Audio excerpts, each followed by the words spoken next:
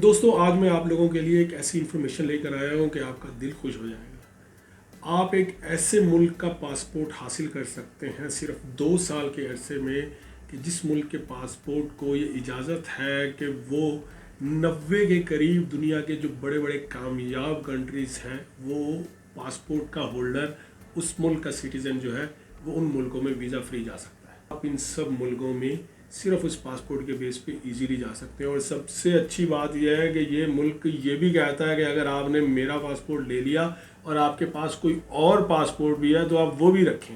आप dual nationality भी रख सकते हैं, तो आपकी डबल नेशनलिटी हो जाएगी।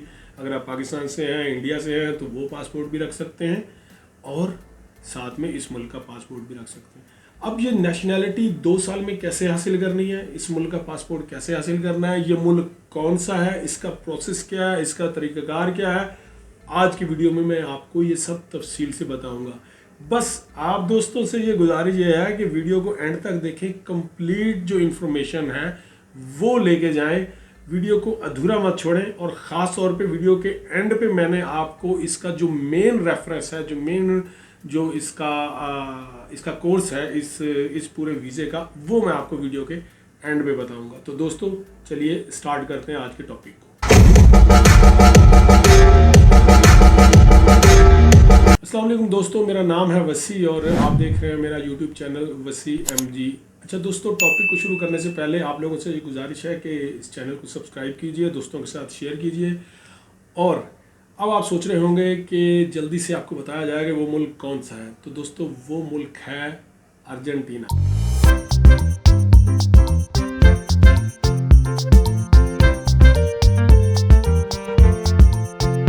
अर्जेंटीना एक ऐसा मुल्क जो कि फुटबॉल की दुनिया का बादशाह है, कि जो कि बहुत ही मशहूर है फुटबॉल की वजह से और अपनी उभरती हुई इकोनॉमिकल सिचुएशन की वजह से। इस टाइम अर्जेंटीना का पासपोर्ट बहुत ही अहम है। अगर अर्जेंटीना का पासपोर्ट आप हासिल करने में कामयाब हो जाते हैं तो जैसा कि मैंने शुरू में बताया कि आपके पास तमाम वो बड़े मुल्क जो हैं वो वीज़ा फ्री हो जाएंगे और आप वहाँ जा सकते हैं। अब आप सोच रहे होंगे कि ये हासिल करना कैसे है। तो सबसे पहला पॉइंट ये है कि अगर आप एज ए टूरिस्ट वहाँ चले जाते हैं, आप एज ए विजिटर वहाँ जाते हैं और वहाँ जाके आप वहाँ कोई जॉब हासिल कर लेते हैं, आपको जॉब मिल जाती है। आप जॉब हासिल करने के बाद अपने उस वीज़े को उस एम्प्लॉयमेंट वीज़े में कन्वर्ट कर लेते हैं और वहाँ जॉब करने लगते हैं। तो अगर 2 साल आपने वहाँ पे गुजार दिए जॉब करते हुए, तो 2 साल पूरे होते ही आप पासपोर्ट के लिए अप्लाई कर सकते हैं।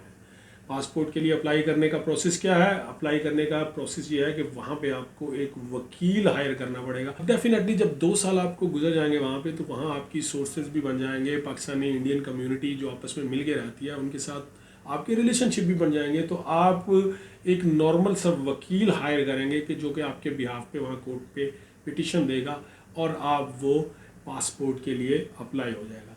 जैसे ही आपकी पिटिशन, आपका जो केस है वो फाइल होगा, उसके 1.5 से 2 महीने के अंदर उस केस को क्लोज करना होता है उनकी गवर्नमेंट ने।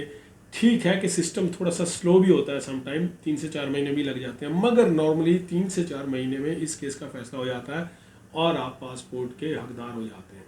ठीक है, अब आ जाता है दूसरा तरीका। कि दूसरा तरीका क्या है कि अगर आपके पास जॉब नहीं है तब आप कैसे हासिल करेंगे इस मुल्क का पासपोर्ट। तब उसका तरीका ये है कि आप एज ए विज़िटर वहाँ पे जाएं।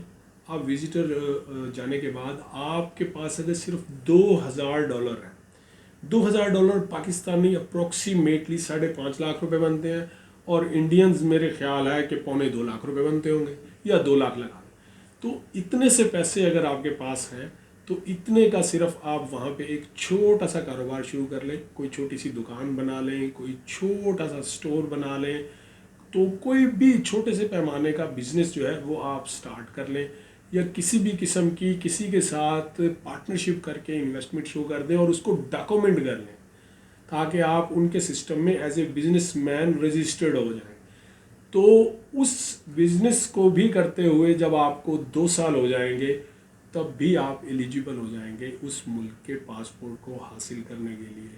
अब इतनी सी रकम के साथ वहाँ पे अपने आप को बिजनेसमैन शो करना और रजिस्टर्ड करना, आप कह रहे होंगे ये तो मुमकिन ही नहीं है।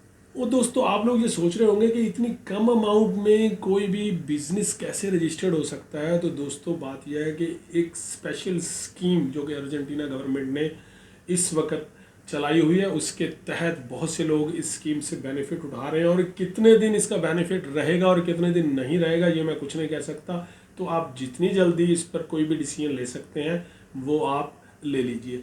मगर जब भी आप कोई डिसीजन लेने जाएं तो आप अर्जेंटीना की जो इमिग्रेशन की वेबसाइट है, जो उनकी गवर्नमेंट की वेबसाइट है, उसको ज़रूर अच्छे से स्टडी करें। इसके अलावा अगर बेहतर हो सकेगा कि अगर आप किसी लॉयर से भी ज़रूर मशवरा कर लें, क्योंकि हम जो इन्फॉर्मेशन देते हैं वो रिसर्च बेस्ड होती है, जो कि बेसिक इन्फॉर्मेशन आप तक पहुंचाना होता है। और आगे आपने रास्ते अपने खुद बनाने हैं। आगे जाके आपने जो जब समंदर में उतरना है तो उस कश्ती को भी खुद ही चलाना है और वहाँ जाके खुद ही सब मामलात को देखना है। अब तीसरा और आखिरी जो है वो पॉइंट भी मैं आपको बता दूं कि वो आप किस तरीके से उस पॉइंट पर अमल करते हुए पासपोर्ट हासिल कर सकते हैं अर्जेंटीना का। और वो रास्ता है ये कि अगर वहाँ पे आपके पास कोई ऐसी प्रॉपर्टी है, आपने कोई ऐसी प्रॉपर्टी ले ली है जिससे आपको कम से कम भी $1300 के बराबर जो है वो आपको इनकम आ रही है, वो आपको रेंट आ रहा है। और अगर इस तरह की कोई भी इनकम आपको आ रही है, मुस्तकिल आ रही है पिछले 2 साल में, तब भी आप वहाँ के नेशनैलिटी होल्डर हो जाएंगे। ये जो तीसरा पॉइंट है, बहुत कम लोग हैं कि जिनके ऊपर ये जो है ना मैच होगा। पहले 2 पॉइंट हैं वो 99% लोगों के साथ मैचेस करते हैं। इवन के जो स्टूडेंट हैं वो भी अगर वहाँ चले जाएं, वो भी जाके वहाँ पे अपना स्टडी करते हुए 2 साल गुजार ले, तो 2 साल के बाद वो भी एलिजिबल हैं कि वो पासपोर्ट अप्लाई कर सकते हैं। अब आप सोच रहे होंगे कि पासपोर्ट अप्लाई करने का ये सारा प्रोसेस तो जो बहुत इजी लग रहा होगा आपको सुनने के लिए, नहीं, इसमें कुछ ऐसे पॉइंट्स भी हैं जो काफ़ी टफ है। तो मैंने कहा मैं वो भी आपको बता दूँ। सबसे पहला पॉइंट है लैंग्वेज। आपको पासपोर्ट अप्लाई करते हुए एक लैंग्वेज का टेस्ट भी देना है।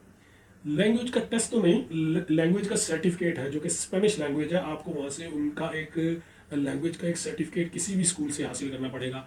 अब वहाँ पे जो है ये चीज़ें चल जाती हैं, आप किसी न किसी तरह हासिल कर लेते हैं, कुछ लोग पैसे दे के भी ले लेते हैं, और वो जो है आपकी डॉक्यूमेंट्स के साथ अटैच्ड होता है जब आप अप्लाई करते हैं। तो अब वो स्पेनिश लैंग्वेज डेफिनेटली, जिसकी लैंग्वेज स्पेनिश नहीं है तो उसके लिए मुश्किल होता है वो लैंग्वेज सीखना। लेकिन आप बड़े को हाई लेवल पे जाके उसका कोई सर्टिफिकेट नहीं लेना होता। आप नॉर्मल किसी भी मिडिल स्कूल, जैसे पाकिस्तान इंडिया में नॉर्मल स्कूल होते हैं, बेसिक स्कूल जो होते हैं, प्राइमरी स्कूल या, तो उसका भी सर्टिफिकेट आप वहाँ से हासिल कर लेते हैं, बनवा लेते हैं। तब भी आप नेशनलिटी की वो उसके साथ अटैच कर देंगे वो डॉक्यूमेंट, वो सर्टिफिकेट, और आप एलिजिबल हो जाएंगे। इसके अलावा ये है कि इनका जो सिस्टम है, कोर्ट सिस्टम, इसके अलावा जो इनकी इस्टेब्लिशमेंट का सिस्टम है, सारा ब्यूरोक्रेटिक जो सिस्टम है, वो थोड़ा सा स्लो ज़रूर है, मगर यह है कि इतना स्लो नहीं है कि जैसा कि एशियन कंट्रीज़ में है। तो उसको थोड़ा सा आपको फेस करना पड़ेगा। उसके अलावा जब वहाँ पे जो आप रहते हैं, वहाँ पे रिहाइश और जो उनके जो मेन बड़े शहर हैं वहाँ पे थोड़ी सी महंगाई है। इसके अलावा आप शहर से थोड़ा सा हटते जाते हैं तो महंगाई और बाकी सब चीज़ें, बाकी सब अखराजात वो थोड़े कम होते जाते हैं, मगर फिर उसी तरह जॉब अपॉर्चुनिटीज़ भी कम होती चली जाती हैं। मगर ये प्लानिंग आप खुद कर सकते हैं कि आप जब तक आपको नेशनैलिटी या पासपोर्ट की एलिजिबिलिटी नहीं मिल जाती, तब तक आपने शहर के किस हिस्से में रहना है, कौन से एरिया का इंतखाब करना है जहाँ से आपको सस्ता पड़े, और फिर जब आप पासपोर्ट हासिल कर लेते हैं तब आप मूव कर सकते हैं। और उसके बाद जैसे ही आपको पासपोर्ट मिलेगा तो आपकी वाइफ, आपके बच्चे, अगर आप शादीशुदा हैं तो वो सब एलिजिबल हो जाएंगे ऑटोमेटिकली, चाहे वो पाकिस्तान में है चाहे वो इंडिया में है। तो वो वहाँ से बैठ के जो है ना सब प्रोसेस होगा उनका, और वो वहाँ से सीधा जो है वो सिटीजनशिप का जो वीज़ा होगा, इमिग्रेंट वीज़ा, उस पर वो ट्रैवल करें। सिर्फ 2 साल का ये कठिन कोशिश, ये मेहनत करने के बाद जब आपको पासपोर्ट मिलेगा तो आप उस पासपोर्ट के ऊपर आधे से ज़्यादा मुल्क जो मुल्क आप एज एन एशियन नहीं जा सकते, लेकिन अर्जेंटीना की सिटीजनशिप रखते हुए आप इजीली घूम सकते हैं। तो दोस्तों ये थी आज की इन्फॉर्मेशन, ये थी आज की वीडियो। उम्मीद करता हूँ कि आज की इन्फॉर्मेशन आपको पसंद आई होगी। इस चैनल को सब्सक्राइब कीजिएगा, दोस्तों के साथ शेयर कीजिएगा। मिलते हैं ऐसी किसी अगली वीडियो में, तब तक के लिए इजाज़त दीजिए। अल्लाह हाफिज़।